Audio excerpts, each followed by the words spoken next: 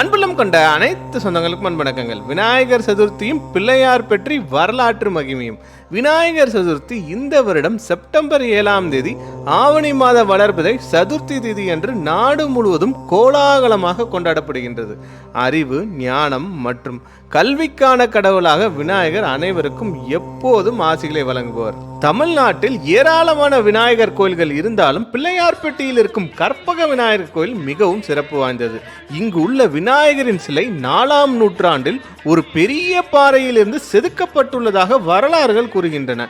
இங்குள்ள விநாயகர் 6 அடி உயரமும் வலம்புரி தும்பிக்கையுடன் ஒரு கையில் மோதகம் மறுக்கையில் சிவலிங்கம் வைத்து பக்தர்களுக்கு அருள் பாலிக்கின்றார். மேலும் இச்சிலையின் கீழே உள்ள கல்வெட்டில் தேசி விநாயகர் என்று செதுக்கப்பட்டுள்ளது. வேண்டிய வரங்களை தரும் கற்பக விநாயகரை தரிசனம் செய்தால் உங்கள் கஷ்டங்கள் அனைத்தும் நீங்கி வாழ்வில் மகிழ்ச்சியும் வளமும் பெருகும். அனைவருக்கும் அன்பு வணக்கங்கள்.